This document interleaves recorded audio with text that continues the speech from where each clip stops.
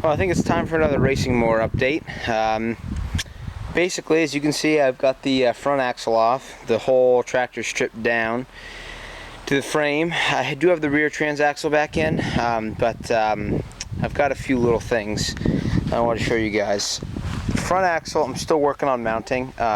Basically, I just want to get that all cleaned up in there first before I mount it. Although I guess it really doesn't matter because I'm going to strip it all down and paint it again anyway once it's done.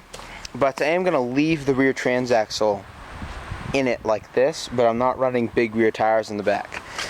I am going to run little ones like that. That is what was on the front, just on that one side. I'm still trying to get this tire off of here. It's seized to the shaft, so I put some anti-seize on there. We'll let it sit a while, and then try to get that wheel off of there, just so I can put the other front wheel right there on the back here and get a mock-up of it, and then I'll start mounting the front axle and see where it starts to sit level, because I want it to sit level obviously and lower, but just putting those smaller wheels on the back here will lower it down enough where I'm comfortable with it.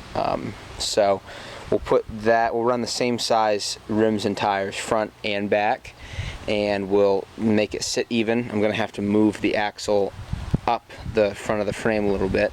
I'm not sure exactly where yet, because I want to get this wheel on here so I can, just get it mocked up. These wheels don't have keyways cut in them, but number one, I have the technology to cut keyways, or I have friends that have the technology to cut keyways, or I'm also going to look online and see if I can find some 6-inch rims with the whatever that is, 3/16 keyway or something like that. But I'll look around, see what I can find, but basically I just want to get this wheel off and get that small one on so I can start mocking up and seeing where I should place that front axle for the right lowering. The reason I kept the transaxle there is because, number one, I started asking people and looking around about running a transaxle upside down. Now, since this is grease-filled and not oil-filled, it might have been okay, but they said with the oil-filled ones especially, you can't run them upside down or it'll start leaking out of the input shaft seal, which didn't surprise me. I mean, the input shaft seals are just meant from not letting oil splatter out of there. It's not meant for holding oil up into a casting like that. The second thing was that it was just going to be easier overall to put smaller tires on the back and keep and then for mounting the engine, to keep the pulley the same height that it had been stock, so that it'll be easier when I put the twin in there.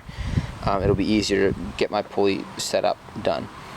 I think I'm going to be running an 8-inch to a 2-inch, something like that, when I'm done, but I'm not quite sure what I'm doing there yet.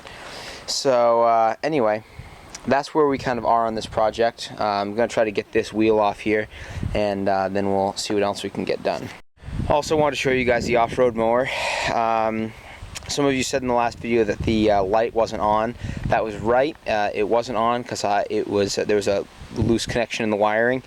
I have now fixed that, but I also realized that this light that I ordered has 2 LEDs that are burnt out or non-functioning in it. So I'm going to send them an email. Actually, I already sent it to them and they responded that they said they were going to send me a new light for free. I can keep this one too, so I'll have an extra light. But that there are 2 LEDs out in that one actually. So I also got my support bracket mounted for between these two. I'm getting a welder at the end of the week. Before you guys say anything, I'm not getting a Lincoln or a Hobart or a Campbell Hausfeld or anything. I'm getting just a Chicago Electric welder, really cheap, basic flux core welder.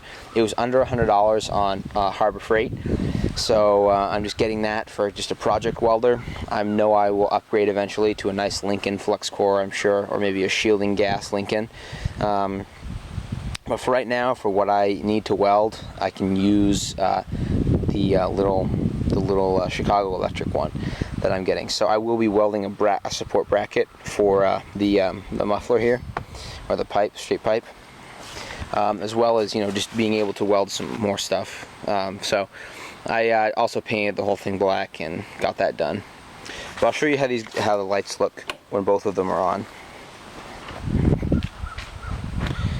I don't know if you guys can tell or not, but there's two out right there. So, but they are really bright at night. It's just like crazy how bright they are. Plenty to see on trails or just driving around. I mean, it's plenty to see by. It's like low beams on a car, seriously. So anyway, that's the updates on that. That's a later project.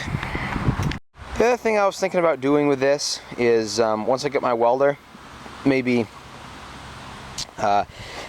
changing the hinge system here and actually having it so that these aren't through bolts here, they're just like pins or something, and having it so that I can put some wire mesh in between here and maybe bring it out to the sides a little bit more, and then I can have the whole thing pivot forward like the old hood by welding a bar across there and having it pivot on an axis. So we'll see once I get my welder, but that's, you know, future project. Not really worried about it right now.